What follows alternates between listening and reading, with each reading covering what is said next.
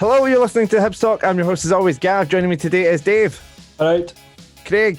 All right. And Papa Stu. Good evening, gentlemen. How you guys? How you all doing? Fine. Good, mate. Good. It seems like normality's even a bit closer. Like say some of the news today, which is quite exciting. But even Dave, you're back to work. Yeah, and I'm absolutely shattered. I honestly don't know how I worked like 5 days a week, 40 hours a week before. I've done 2 days and I honestly feel like the world's against me. I feel like I've got a proper sob story to tell. I'm not going to tell it. Where are you hurting physically? My feet. Your feet? Yeah, because you've been standing on your feet all day. Because I've been on my feet, So what you're telling me is that Adidas shoes do not provide good enough support. We should go to Nike. No, that's not what I'm telling you. You cut that out right now. It's just because I've been sitting about, like, so fair enough, I've been exercising and that when I was off, but still not just been on my feet for that long period of time. So just tired, Like I say, see Gav, he's still in his storeroom. still in the stock room. I've not even got changed, like still in my work gear now, so just straight in and I'm committed, You're a good guy. Good guy. No. Craig, how you getting on? I'm good, mate. I was in the first day, proper day back in the office today. How'd you find it? It was all right. There was only another 3 folk in. So on a floor designed for maybe about 300-400 people, there was 4 in it. So it was still, the streets are still quite quiet as well. But I can't wait to get this fixed. Like, look at that. Like, that's growing out the way, that's growing down the way, that bit's not growing at all. It's a shambles. That's not the hairdresser's fault, though. The hairdresser can't fix that bit, but the rest of it, he's going to... That's how it starts, Stuart, eh? Those bits go first, and then it's the... That started about 28 years ago. When are you booked in, Craig? 29th. Oh, a couple of weeks. No. But I'm not due back in the office until... I'm not due back in the office until another 4 weeks, so it's all right. So I get the sides tidied, get the top. Even, I mean, look at the Kuzlik, man. It's a shambles. My hair, it's like a microphone. And today, obviously, we're going to be going through the Rangers game. We're going to have a wee chat about Aberdeen, obviously, getting a bit closer. Goals from midfield. We heard from Jack Ross, his views on Magennis' first season, and adding goals to the midfield, from the midfield. And then, obviously, we'll finish up talking about Stranraer as well. So, yeah, let's get started with the Rangers game. Dave, a kind of quiet first 15 to 20 minutes. It was. And it was a wee bit frustrating, if I'm being perfectly honest with you. It did feel very much like Rangers weren't that bothered in the first 20 minutes, because they weren't exactly like peppering us until like about a minute before they scored. They weren't really doing much either, but in the same sense, neither were we. So it was a bit annoying. We just were sitting quite deep and not really taking the game to them. Yeah. I mean, Craig, the first sort of warning sign came. It was a goal from Roof, thankfully judged as offside. Like I say, it was a good ball from Berisic that kind of led to the goal. And like I say, we've seen Berisic sort of play his part in the goal when it did come. A warning sign that Hibs maybe didn't sort of pay enough attention to. We were definitely slow at the traps in the first 15-20 minutes. We had this sort of discussion the last time about how we let... we sort of stand off Rangers for the first period of the game to see how the game's going to lie, and that works when the stadium's full and you want to get 50,000 fans restless. It doesn't work when the stadium's empty. As you can see for the remainder of that half, we wouldn't have been 1-0 down if we'd started the game how we finished that half anyway. Mm-hmm. But it was frustrating that the goal, for me, I think the goal's avoidable. It's just lack of concentration when the ball comes into the box that lets Aribo eventually get it. I think does he not win it back? Yeah, it was. I've got about the notes here. So let's say Rangers kind of continued to create. It was Barisic for the cross, Roof with the header, good save from Marciano. It kind of gets cleared and comes to as Aribo that picks it up again, plays it out to the right. Is it Patterson? Is that his name? Kind of cuts along, gets it back to Roof, who kind of hits it into the box. It takes a massive deflection, falls to Aribo, hit on the volley. I mean, a good volley from Aribo, Craig, but as you're saying, Hibs need to do more. Aye, just need to try and get the ball cleared at the first opportunity. I think for that initial header, I'm not sure if Marciano actually palms it back into play. I think he might, and I think he could maybe be doing a bit better with that. And there was a couple of players turned their back on Rebo's shot as well. You know, rather than doing always maintain it. There was like McGregor or McPake going back years. He used to put his body on the line, but there's not enough centre halves or defenders nowadays putting their body on the line. They just turned their back, and it was quite a poor goal to lose. But it was coming, as Craig was saying. We sat off them. And Dave said at the start, first 20 minutes. It is disappointing when you go to Ibrox, and Dave said it last week, we had a free hit, and we should have just said, well, let's go out there like a cup tie, and let's try and get something out of the game. But we start too late. Yeah. Whiter 57 saying Marciano has to do better there. So he's sort of agreeing with you, Craig, there. Like I said, off the back of that, Hibs kind of started to get more into the game towards like the 30-minute mark. Nisbet with the probably the best chance of the half. It was Newell slipped it through to the newly Scotland cap man, and from 20 yards out, he hits it and it goes just past the top corner. Stuart, do you feel that he should have taken it in more, or do you think he was right to take the shot on? It's very difficult. I think he should have shot when he did, because he was getting closed down coming across him. So there's a possible chance he could have got edged. Maybe if he took it on a wee bit further, edged to the right, maybe have cut his chances of shooting. But listen, it was good enough shot. He got McGregor scrambling. If it was on target, what I remember, I think there's a possible chance it could have been nestling in the side of the net before McGregor got there. So, I think he was right in taking a shot. Dave, I will come back to you. I know you've not spoken a bit, but I want to come to Craig on this one because Craig, you sort of we're doing a Discord live, watching along together, and you mentioned the space between the left centre back and the left back. And like I say, it was that space that was kind of utilised for the Nisbet chance, and then again for the chance we're just about talking a minute. But yeah, like I say, that space was a real opportunity to get him behind. I certainly felt that's where we were going to get the most joy at the game. Like when we were watching it, you could see that even though it didn't seem that apparent, there was a lot of space in between. I think it was Hallender that was playing left centre half, and then obviously Barisic at left back. There was a lot of, because they started to play quite a high line, and then there was I think was it Boyle and then Doidge, sort of one after the other, were caught offside. And I said at the time, I was like, if we're going to score today, the ball's going to come for that area. And obviously there was the bit where Boyle gets through, and obviously got booked for diving. Nisbet shot. I think there was another couple of driving Boyle runs. Yeah, in that area as well, where he didn't really commit Barisic and take Barisic on. Yeah, like one-on-one, like facing him up. It was more he just ghosted into that space and utilised it.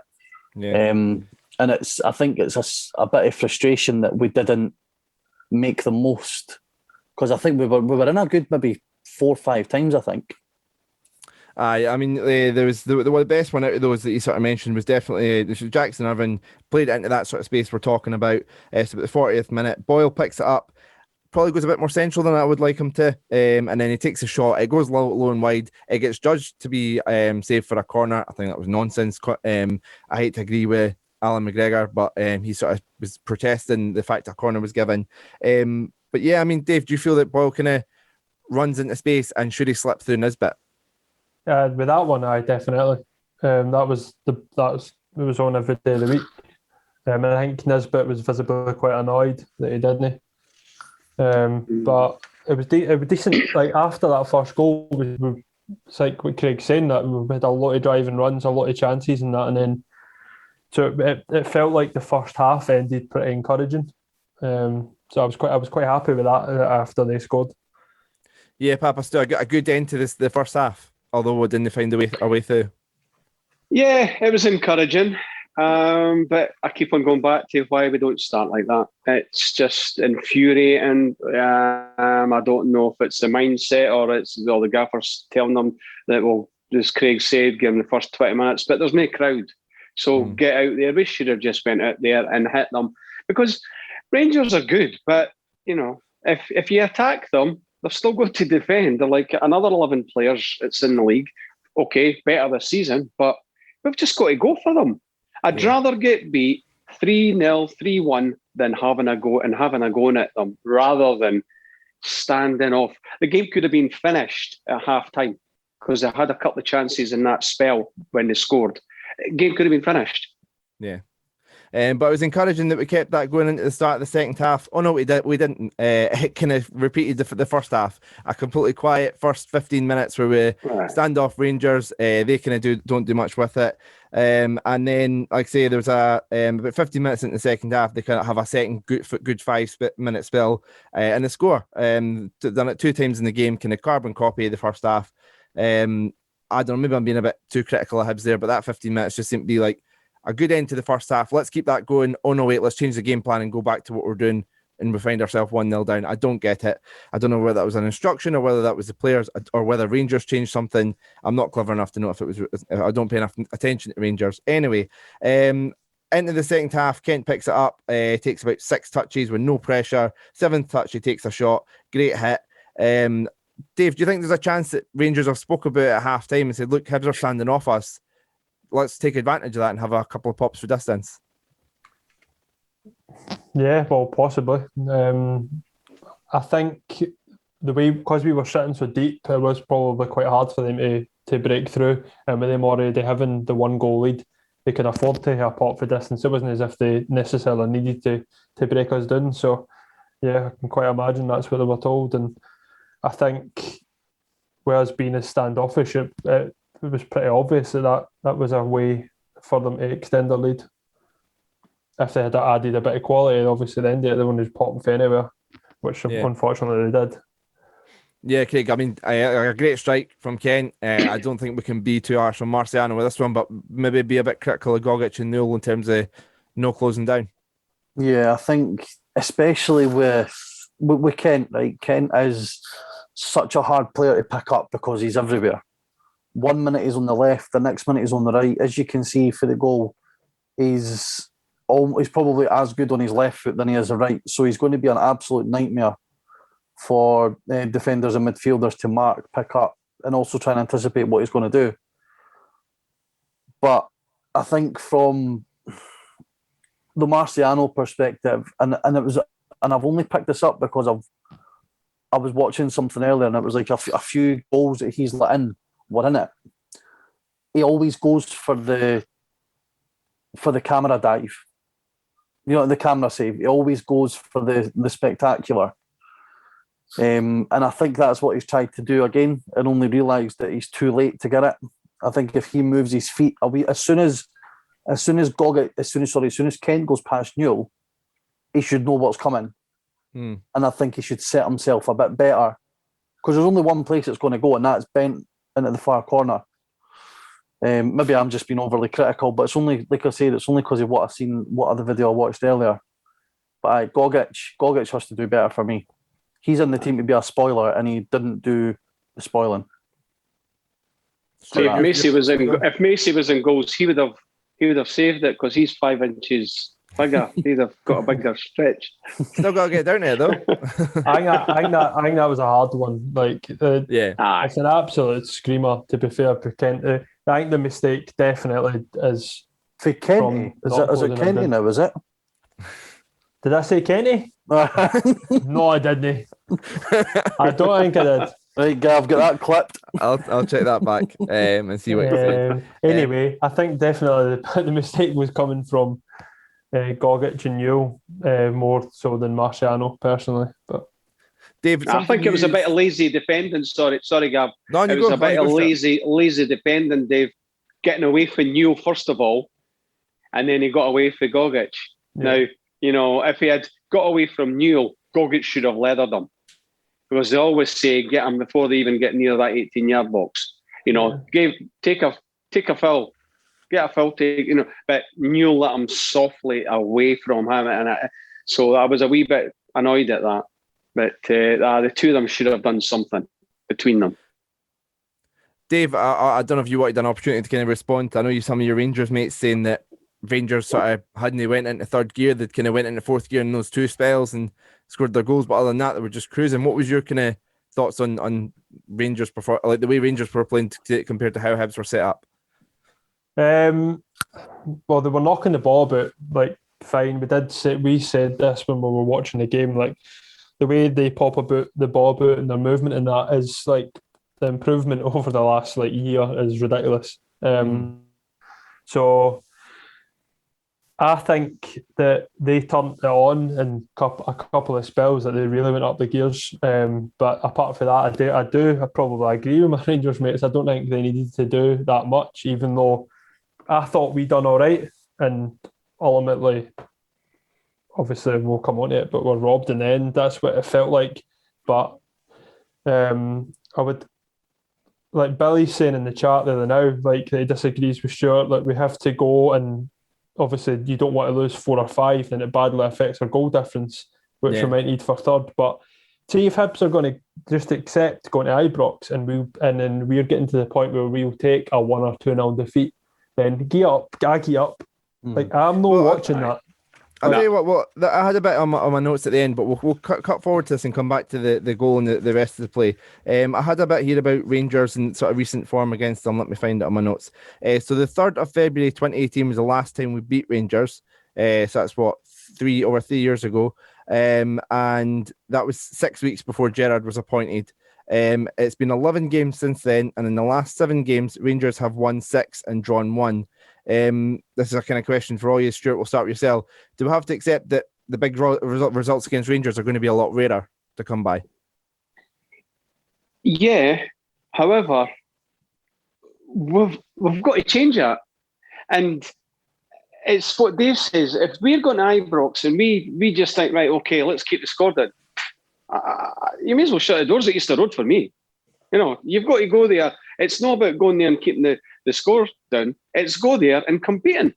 Yeah, you've got to compete. Ron Gordon's going on about how there won't ever be a lack of ambition at Hibs, right? So the first bit that we've got to be doing, I know we've took points of Rangers at Easter Road, and no many teams have took points of Rangers this season.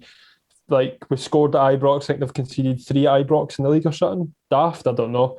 But to me, like if we're going to be ambitious in that, we can't be going to Ibrox being like, we'll take a low defeat here and we'll get out. Like, nah, not happening. We go to Ibrox and we use it as a free hit. Like it's never nice when you do get absolutely hammered. Like we got absolutely hammered when obviously Heckenbottom was in charge about 6-1. So that still feels dead fresh. So it's never nice when that does happen if they just absolutely batter you. But at the same time, I don't enjoy watching like a battling Hibs performance, like folk getting flying in and being like we're here for a game, by the way. We're not here just to lie over. See what it takes, Dave. Yeah. What it takes is, which, we love or hate him, Neil Lennon, he was going to Ibrox because he hates them, and he was wanting Hibs, his team, to play and beat them. And how many times was he winding up the crowd? He was doing this, he was doing that, and we've got good results because we were battling. I think it comes down to the characters in the team, and I've spoken about this before, that you go back to the Lennon team when we won at Ibrox. Was that the 2-1? Was that the Jamie McLaren penalty game? It would that be the last time we won. So we had what? And we even played with Lewis Stevenson at centre half that day. But we had McGinn, Bartley, McGeoch, Gray, Stevenson, players that would dig in. And I'm not for 1 minute saying players like Paul McGinn, Josh Doig, Joe Newell, Jackson Irvine don't dig in, but they don't have that like I don't know. They just didn't seem to have that bite about them when it comes to games like that. Like if there was an incident, if there was an incident and say players started surrounding the referee, I wouldn't look to many in that Hibs team that I could count on to have my back. If you can, that makes sense. Do you not think that comes from the gaffer, Craig? No, I think you need to have that already. You need to have that natural bite within you. I understand what you're saying, but at the same time, even if we've got McGregor and Gray in their peak in this team, and you've got Lynn in the sideline, this Rangers team has came on leaps and bounds over the last few years, and especially in the last season. And I think I hate to I know we're here to talk about Hibs and how Hibs approach it, but I think at the same time we've got to realise that Rangers have got so much further away from us. We had a really good spell where we're in the same division where they're competing with them in both the league and the cups, and obviously beat them in the cup. They're still win a cup, but I think in terms of where Rangers are now, I think maybe a bit more realism's got to be had. And but at the same time, I was screaming like an idiot, so annoyed that we're just standing off. Anyway, let's get back to him, because we're saying about standing off. We changed the approach. I think we sort of brought on Cadden and we went 4-3-3. I don't know, some sort of change anyway. We made the changes and it seemed to be a bit of an impact. Quite started to create a few more chances again. Nisbet had a free kick which was saved by McGregor and tipped over the bar. Really good hit. And the corner was taken and Hibs score. Ryan Porteous with the header, wins the first header, saved by McGregor, and then he gets it again and he heads it in. Game back on. Except, as somebody said in the chat, the referee was a member of the Orange Lodge, and it gets disallowed because a 6'3" Hallender fell over. Stuart, your thoughts to the goal? Absolutely shocking. I couldn't believe, we were all in the chat watching the game, and I actually think that it was Rangers. Did you say it was Hallender? That it was him. It was grappling with Porteous. Porteous fell over the Hibs, whoever the Hibs player was at the same time. And he was the strongest out of the three, and he put the ball in the net. So God knows what the referee's saying. I don't know. I can't say anything about it, Gav. I don't know. Dave, your reaction and your thoughts on it being disallowed? Well, for all the line of duty fans out there, this is corruption at the highest order. We have bent referees. How long have you been waiting for this? Who's the SFA? Who's the SFA ref chief? Exactly, they must be weeded out. There is no other explanation for why that was a foul other than pure and utter corruption. End of. Goal. The fact it was Porteous as well. I've got a Rangers mate who was like absolute buzzing because he was like, that was a perfectly good goal, and two, get it up because it was Porteous and he's a wee rat. And I was like, fuck you. I just hate them, mate. Can we go on to the second goal so we can move on to Stranraer? Craig, it's frustrating when you hear that Dave's best Rangers mates, because he's in with them. They're saying it was a goal as well. It's just even more frustrating, isn't it? Aye, it's when are we going to? Not even us, right? This isn't even a Hibs issue. This is a Dundee United, Aberdeen, Hearts, Kilmarnock, Livingston issue. Like, when are we going to start getting the benefit of the doubt of these decisions against Rangers and Celtic? Because you can bracket the two of them in. It's what more can you say? Like, it's just an accepted practice that. And it's not even as if they had the excuse of, like, see, if you're in the environment of 50,000 fans screaming foul, like, you can understand psychologically, you'd be like, me, it must be a foul. But when the stadium's empty and he's looking right at it, then I'm sorry, but if that's a foul, like you said earlier on, Stuart, we might as well turn the lights off and... Did the Rangers players even... Let Celtic and Rangers play. Huh? No, McGregor did, but McGregor moans for everyone. He claims for everyone, so just ignore him. To be expected. Yeah. But Alan McGregor, man, the biggest belly in Scottish football. Aye, correct. But Whitter 57 on Twitch says that I'd never heard it because I was probably shouting like a banshee in here. But even he says that the Rangers TV said it was a goal.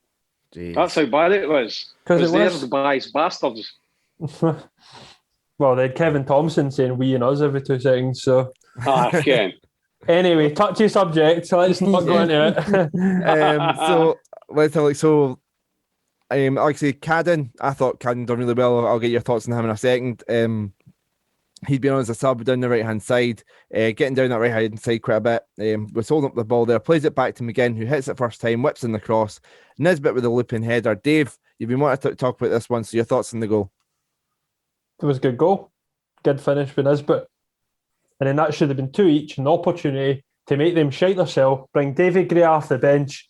It's going to happen again. 3-2 David Gray, it's going to happen. They would have thought in their head. I mean, is there any of them still there? So they probably wouldn't have thought in their head. Tav is suspended. He's the only one I can think of off the top of my head that's still there. He's the only one, I think. I would have believed, everybody sitting in their house on their laptops and that would have believed that it was possible.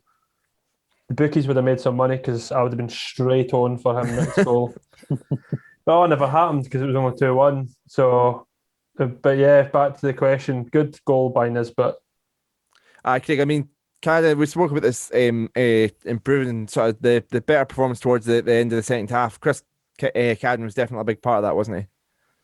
And I think he's benefited from being taken out of the team. Obviously, he's not the same with Jackson Irvine. They hadn't had a lot of football before they signed due to COVID and whatever else. But I think he'll be a big player for us next season. There's definitely a player in there. Stuart, your thoughts on the goal? And I mean, Nisbet, he's been a bit start-stop with goals. Could this be him getting back in form, get kind of like a goal does a striker so much confidence? Could this be him scoring and getting going again for the right time of the season? Yeah, I think it is. Took it well, and it's good to see him scoring against the Old Firm. And it's hopefully he'll kick on. Well, we're getting, that's him and Doidge scoring. So hopefully the two of them maybe can score in the same game, and when we're needing it. But no, it was good to see the young man score. I like him, and he took it well, and it's good to get one past that McGregor. It was good. Yeah, should have been 2, like we said, but disappointing 2-1. Like I say, a couple of chances that kind of went on. Could see how we're kind of trying to push them for the goal. Rangers, a good defence at the end of the day. Hard to break down when they're sitting on a lead. Boyle had a couple of chances. One in particular where I remember he kind of done well, to get to the byline, and I don't know if he just ran out of energy or something, and he just a flat cross. It didn't even beat the first man. I remember I saw going nuts because it was a great opportunity. But like I say, it's good to see that we're at least getting those opportunities, and it's about sort of building on that. So I mean, we've spoke about the next bit was obviously about Rangers and how we can approach those games. We've kind of spoke about that. But yeah, I mean, so I guess Dave, what would you do differently next time in terms of playing Rangers? Was the only other question I had there. Just to be fair, I think the way we performed was fine apart from the first 20. So it was like we came out the first 20 and we were maybe happy just to stay in the game until as long as we can and maybe nick something on a break or I don't know. Which again, I understand the logic and it's fine, but see when you're pushing for third and you're at that point where like a point or a win, it just felt like a free hit with Rangers there. And we didn't, I don't think we approached it as a free hit. Especially when Aberdeen won, Dave. That was the thing. If it was the same game, if we were playing the same day and we didn't know what the other team, how they were getting on, the players didn't, but they knew that they won, they got 3 points, and we had, as you say, free hit because we had to go for it. We didn't want to lose it, down on 3 points. Even a draw would have helped. Yeah. Alistair Taylor asking on that. Obviously, that's Aberdeen now after beating St Johnstone, 4 points behind us. So he's asked 4 points ahead of the Sheepshaggers with 4 games to go. Worried or mildly complacent about finishing third? Craig, are you still confident that it's still going to be a job done quite easily? Aberdeen won't be near us come the end of the season. I see us comfortably finishing in third place. So they are, right? But at the same time, it's like, I know that, see when you say all this type of stuff, it does come back to bite you in the arse. And I've just got a fucking feeling, I am genuinely confident because I think we just need to win and then they get beaten and what's that? Aberdeen have scored 3 goals in 12 games. They are fucking humpty. They will not finish third. Yeah, I would honestly. I think I agree with that as well. But I'm going to let Craig say all that. Put this part about Aberdeen. Have we? Who've we got? Who's our? Because we've got 3 games at home, don't we? Yeah. Who's the away game? Livy St Johnstone. We're away to Aberdeen, and then we're Right. away. Oh, right. Okay. I see us because soon enough, like St Johnstone have got nothing to play for, right? Nothing to play for. We should be going and taking the game to them. There's 3 points. St Johnstone are paying the arse, mate. You can't just. I know they're a Bogey pain in team the for arse us. but We've got about 11 bogey teams, mate, in that league. You're right. Aye. And we're playing 2. At least we're playing 2 of them. If you think about Aberdeen, you get 4 points. What is it? 4 points. Then you get 4 points for 3 games because they're not going to beat Celtic and they're not going to beat Rangers. So then that leaves 4 points for 2 games. So then, because they're not going to beat us. And Livingston have already beaten them this season. They've got Livingston in the cup. Like, no, sorry, but I'm not having it. I'm not having the bedwetters. I don't think MD's wetting the bed. No, I don't mean us. I mean just like when you see it online. Like as soon as you've seen on Saturday, like scrolling through my timeline, it's like, oh fuck, Aberdeen have scored. So what? Fuck them. I still think that we're 4 points ahead, but we're 10 goals in front of them with goal difference. So that's like 5 points. It's like 5 points. Yeah. And I think I said last week. I think next week, because they're playing Celtic. I think if we win next week, that'll be it. That'll be a start. Exactly. And then they'll need 7 points. I can't see them beating Celtic. They'll need 7 points for 3 games, and it's not happening. Aye. There's no. We just need to draw with them. We're not going to go winless throughout these final 4 games now of the season. Well, we're not. Like we're not. We've not went on a run. Have we went on a run in more than 4 games without a win? There's a cup game, this Ross County game, and the Livingston game. That's 3, league, but I don't know if there was on the 4th one around that. Did we draw with Kilmarnock? Did we beat Kilmarnock? We beat Kilmarnock. Solely. Like even then, like a couple of draws and we'll be golden. Like, nah, sorry, I'm not having it. Aberdeen are fucking shite, and they will not beat us. They will not finish above us. I'm sticking my neck out. I'll be done by next week. And if next game in the league. If Hibs do not end this season in 3rd place, I will do a forfeit of which the listeners and subscribers on Twitch or whatever can nominate. I'm not gonna lie, I'll probably just pick it and I'll make it horrendous. We'll do the best 4 ideas and we'll put it to a vote and I will do it if Hibs don't finish 3rd. Yeah. I get to shave your head.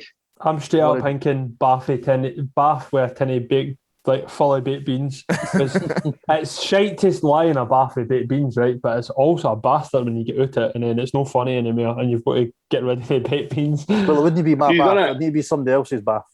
No, it'd be your bath. Your bath.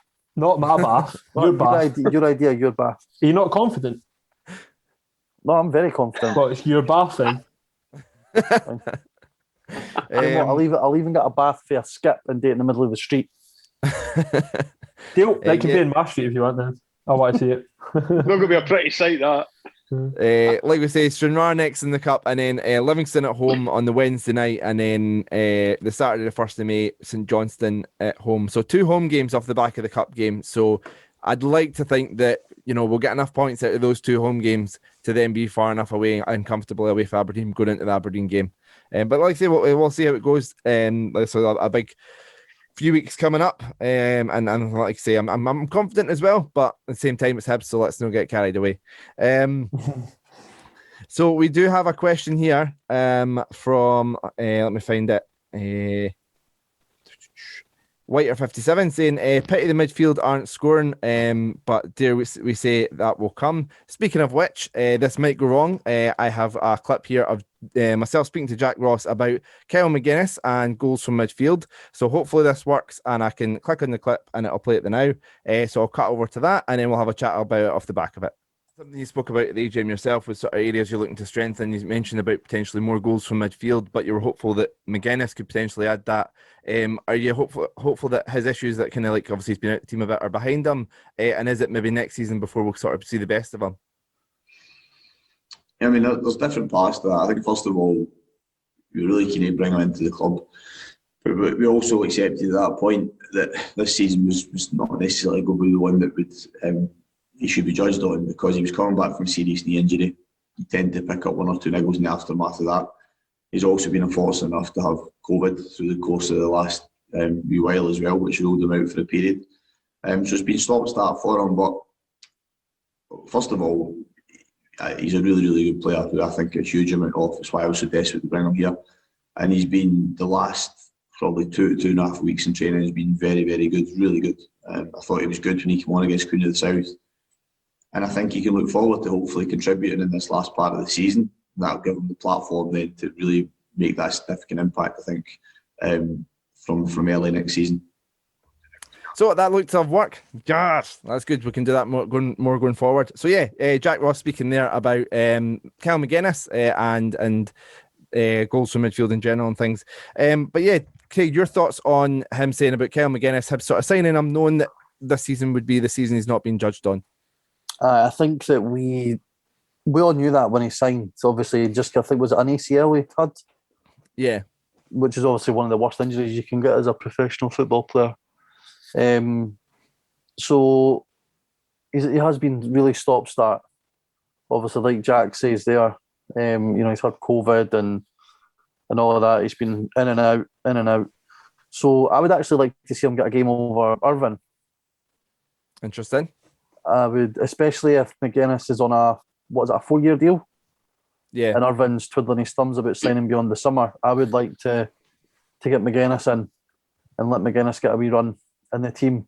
Let's see what he can really bring to us. Because Stephen seems to have it in his head that he's a winger, but I don't think he I can think play he's that, but no, he's a central. But I think he's very much in the McGinn style. Not as effective as McGinn obviously right now, but McGinn now wasn't the McGinn when he first came to Hibs either. But there's definitely a sort of box to box midfielder in there, and I would like to see him get a shot over Irvine, who I think's been absolutely anonymous for a wee while now. Stuart, I mean, Jack Ross said about how he's been, looking really good in the last 2 weeks in training, and he's obviously been coming off the bench and getting more minutes. Do you think we could see him play quite a big part between now and the end of the season? Yeah, well, I like listening to the gaffer saying, talking like that. I've got to say that's one thing Jack Ross is good about is taking care of the players, because there's been 2 or 3 that they've been coming back, even with Nisbet, Porteous with their transfers.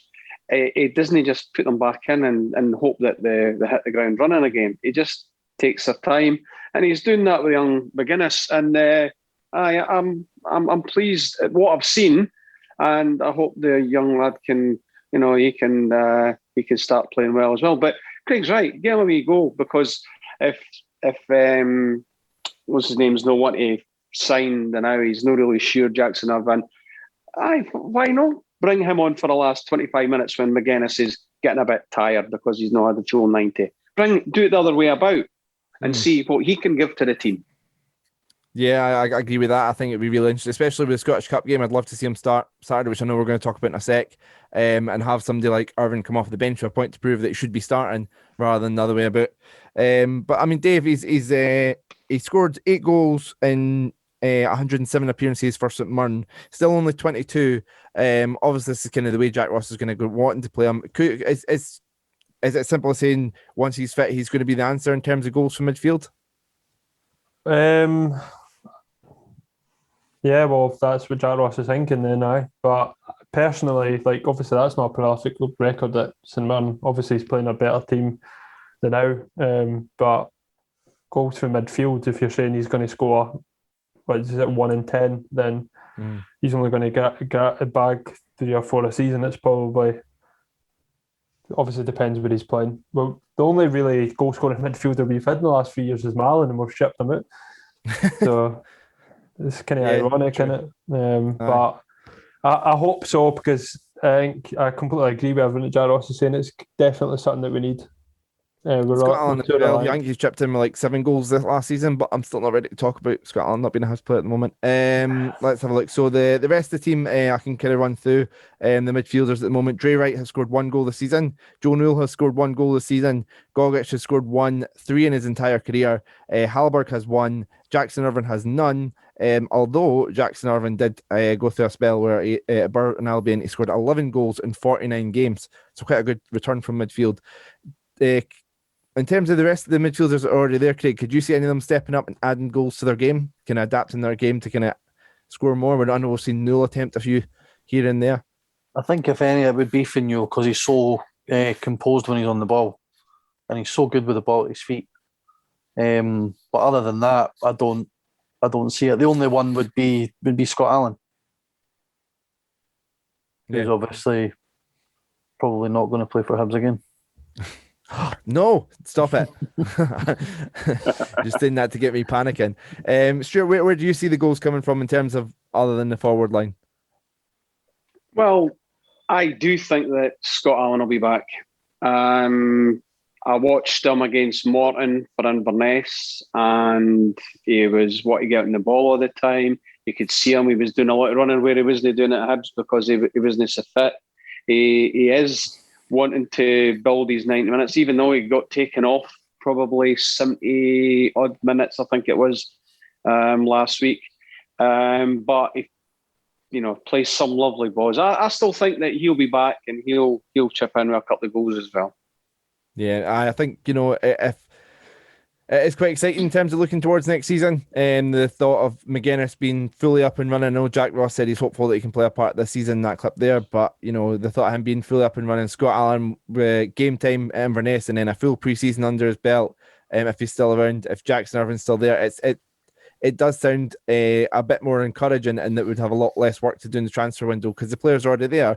It's just if they are going to be there, like say if Allen does stick around or goes out on loan or gets sold, or whether Magennis is fit or whether Irvine signs a new deal. So it's a bit of uncertainty, but I think there's really exciting things if those sort of players stick around. And one of the things which I don't really have a good segue for this. One of the things that I also spoke to Jack Ross about, we spoke a bit about this last week, was the state of the pitch. I think he got annoyed with me saying frustration with the pitch. I think it's more they've had to adapt the way they play because of it. So here's Jack Ross speaking about the pitch and obviously the news that from the AGM that they're looking to upgrade the pitch. Hi Jack, speaking of fans obviously having an effect on home games and stuff, I know in the past you've spoke about frustrations with Easter Road's pitch and having to sort of change the way you play. Ron Gordon speaking about upgrading the pitch and having a consistency with that at HDC. How vital could that be towards getting sort of some consistency at Easter Road? Yeah, I think that it's just trying to better the club all the time and push our standards as a club, but also push the standards as a team. And I think every single manager in the league would want the best playing surface available to them. I've said frequently that there's no criticism at Colin or Groundsman because there's been no resources spent on the pitch in the past year, so that has made it difficult to keep the pitch to a good standard. This time period, I think the last home game we had was Motherwell, so we don't play at home again until Livingston, and that hopefully has helped it a little bit. But the truth is, it's not going to improve significantly until the work's done over the summer. And that, when in alignment with the improvement of a couple of the pitches at training ground, should mean that overall as a club, we feel as if we're in a stronger position again, standard-wise, and hopefully see the benefit of that on pitch in a match day as well. Yeah, so Jack Ross speaking about the pitch there. Good to kind of hear that I'm going into the details about the, being honest about the sort of the people being furloughed and not being able to keep up to the way it should be. But even then, an upgraded pitch.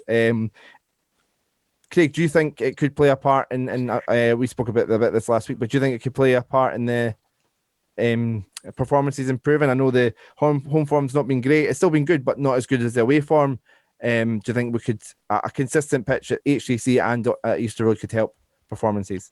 100%. I mean, you only need to all the best teams, all the teams that play the best football in the world, right? When do you ever see them playing on a shite bobbly pitch? You didn't. I know the money's different level, but Premier League, even Championship, majority of grounds pitches are immaculate. I know that Ibrox's pitches looked a bit shaky at times this season as well. But there's nothing worse than can you want to go to a game and first game of the season, you want to be rocking up for the grass to be bright, kind of almost like the light bouncing off the pitch. And right now it's just like it's grey, like it looks horrible. And it's so hard. I mean, we all know playing on public parks and whatnot is burns, right? I don't know if did you just play in the red ash in that back in the day, Stu? No, it was grass. I did through Glasgow, but no in Edinburgh. But no, it's so hard to play decent football on a bobbly, bouncing park with that. It's uneven with the grass. It's clumps of mud everywhere. It's just horrible. So see, definitely. Craig, can I say, right? You're talking about Premier. I've got Sky Sports News and I'm watching it now, right? Wimbledon, they just went over to, and I've just went over to Rotherham. Now, is that Championship? League One. Right. League One. Yeah. Right. League One. And you should see the parks. Absolute. They're like Highbury. I'm saying Highbury. Christ, that's gone back. Okay. Emirates. It's looking as good as Emirates, and that's League. So that's how much money is down south. Mm-hmm. And I said this last week, and I don't know if you know, Craig. I was asking the boys, have Hibs got one of these the glow lights that help the grass grow in the 6-yard box where a lot of the footballs, where a lot of the players are playing. So we've not got that. That's something that we have to, we have to put money in towards these things like that, because the park is shit. And these teams away down south like that and third tier are playing in fantastic parks and they get good football. We can't play like that up here. Yeah. And then we've got 3 teams that play in plastic. No. Yeah, I'm sure it was the Hamilton game at home. I was speaking to Jack Ross after the game and he was sort of saying about how they had to adapt the way they played and, they had to kind of play long balls to the corners and things and try and, because of the pitch. So I think, and I think having the same pitch East HTC, so you can work on a game plan, play the ball, how it's going to roll, and then doing the same thing at Easter Road, it'd be massive. I think that's why Livingston have had a good home record. Yeah, it's a plastic pitch, but it's also the pitch they train on every day. They know it inside out. So aye. But yeah, I mean, and Dave, I mean, pitch is great, but I think will fans help for our miserable as hopes for home fans and we don't help? No, I think fans will help. I think we are at Easter Road, right? Like we can get obviously a bit nippy and a bit on top of the team. We've seen it in previous years and that. Get a bit nervous, Nellies. Yes, we can, but the club has done that to us. So the club needs to accept that to get us to change, they need to give us something. That's as simple as that. So that onus is on them to fix that. But we're not turning up being like, well, I'm going to be negative today. Well, I certainly didn't. You hear the few shouts and that for folk that are just never happy. But they're never going to change, so it doesn't matter. They add to the atmosphere. Yeah.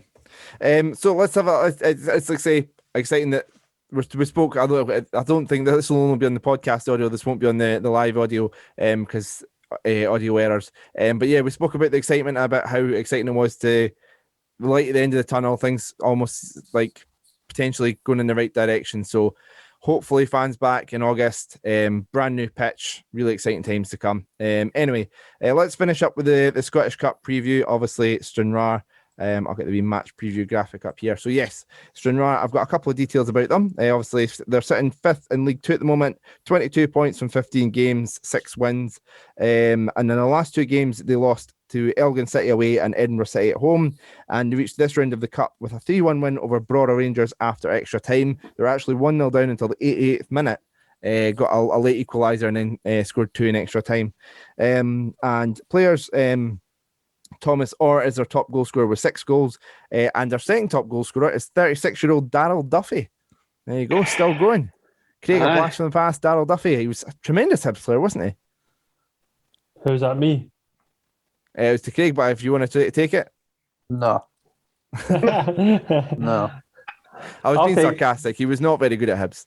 I'm pretty sure they done a thing on A View for the Terrace with Daryl Duffy at the end. One time they were talking about his career and all that, and how he's still playing in that. So fair play to him for still kicking a ball, but we should beat Stranraer.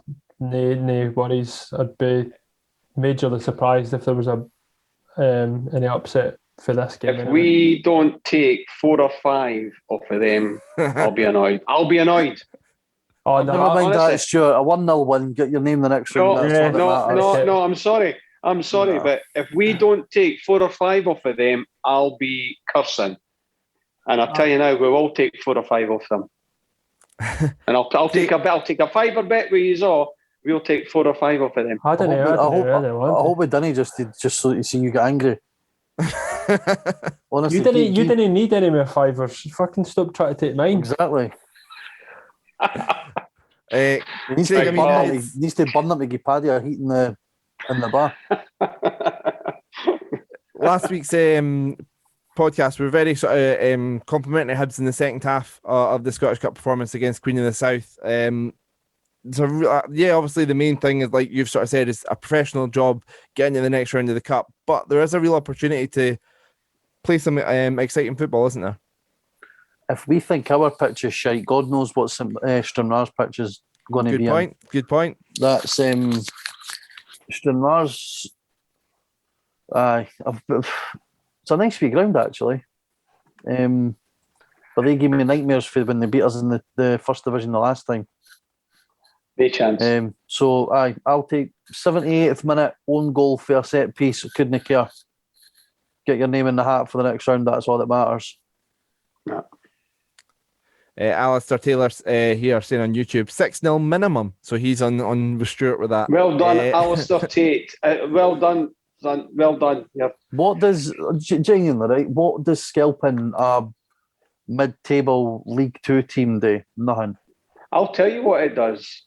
It gives whoever scores goals, because it doesn't matter who. You played football as well, Craig. When you hit the back of the net, I couldn't care who you're playing against. You feel good. And we need our centre forwards. I want Nisbet to get, if he'll be playing a hattie. Get him a wee hat-trick.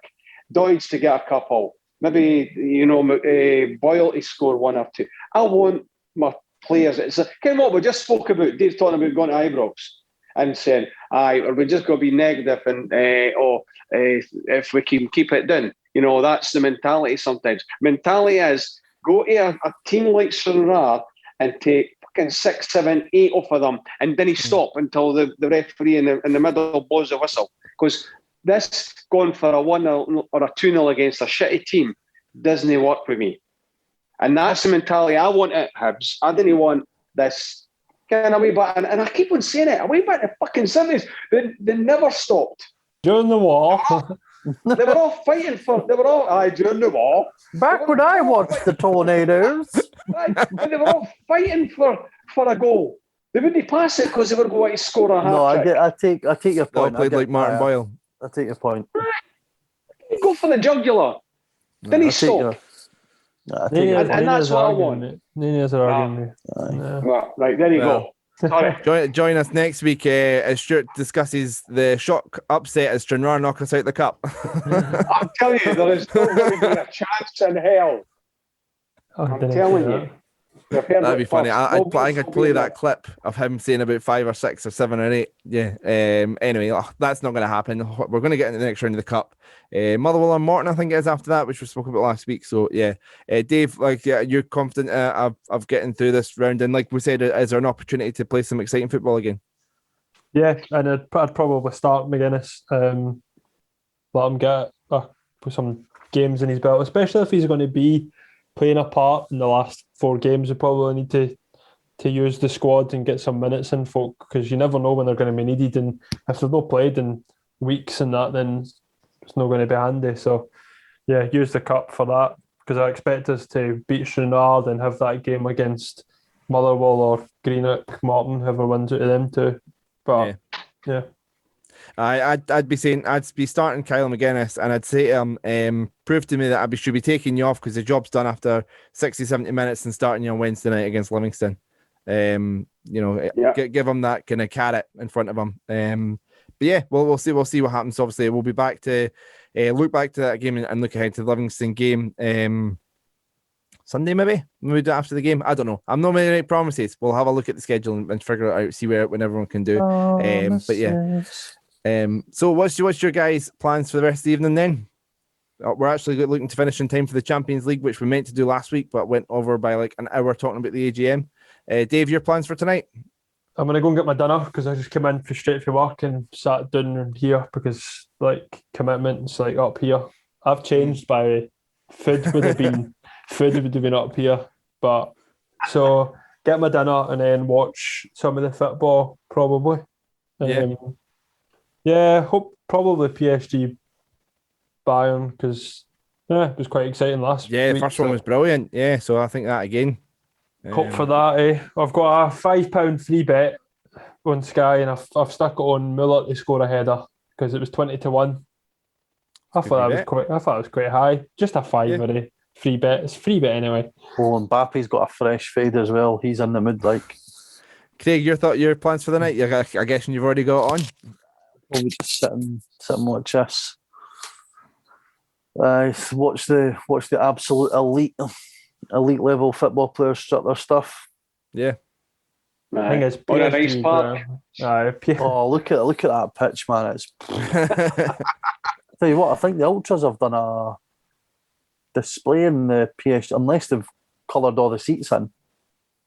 But I don't ever remember it looking like that. Stuart, your plans for the night? I'm just putting the BT on, and I'm going to be watching Bayern PSG. Definite, because that was a fantastic game last week. It was really good. Yeah. I think what's the score on? I didn't even check what the. It's 3-2 on aggregate to PSG. 3-2. I think Bayern, even though PSG are good, I think Bayern always come good, and I think Bayern will beat them and put them out. Nah, this is PSG's year I think. Everyone will be listening to the podcast of this, and this game will already be over and know whether these are right or wrong. So we'll wait and see what happens. But yeah, that's my plan for tonight. I've actually had quite a busy day. I've been off on holiday all week, and I've not really done much. Again, nobody's asked you what you're doing. Sorry, guys. I know. No, so I'm going to talk about the end because I've installed a washing machine today. I have descaled and rescaled a window and washed a window, and I've washed the oven today. I've had a nice busy day, and I've also sat about and done nothing. So it's been a good day. What did you have for your tea though? That's the most important thing. So I didn't have a takeaway over the weekend. I know Dave's going to moan at me because we're trying to be healthy, but I'm going to have I think it's a Domino's or Papa John's. I said to Becca, surprised me before I headed up to the. Well, you enjoy me. 2 for Tuesdays, though, so I'd be a bit disappointed if you got a Papa John's. I think they do as well. Oh, I had a special fish supper for the one at just at Hart Hill. Can they be Italian, boy? It's like going back to 1980. Oh, it's unbelievable, man. We've not got chauffeurs that we can send out for our dinner, Stuart. So no, I was out that way. I didn't get a chauffeur. I was out that way. I was driving, mate. It's all right. So that's what I had. Good stuff. Tell you what, right? Just as we finish up, I would love to see how that Choupo-Moting agent has conversations with clubs. How the fuck has he went from Stoke to PSG then to Bayern Munich? Don't know. I know. Mental. Absolutely talking about agents. Who's agent Burnley? Who's McBurney's agent? The Burnley had one for 15 million. That was a conversation on Sportsound on Saturday on Open All Mics, and literally they were all like, "How?" Like Michael Stewart was like, he was like, "So if I look at a player and I'm thinking, right, he maybe doesn't give me physicality, but does he give me technique? No. Does he give me aerial ability? No. Has he got a great first touch? No. Has he got pace? No. Like, surely these elite level coaches are missing something that we are seeing something that us, the general plebs, didn't see. We can't see it. Yeah. I don't, in his Scottish day, but I just can't see him. I didn't like seeing him in a Scottish jersey. Sorry, but. Speaking of Sports Sound, I don't know if I told you, but last week I was actually We'll finish up there, folks. Follow us at HFC Talk. Subscribe wherever you get your podcast, all that nonsense. Thanks for joining us live, everyone who did. Thanks for listening to the podcast audio as well. Guys, enjoy the rest of your night, and thanks for the help talking about Hibs. Cheers, mate. Cheers. Cheers.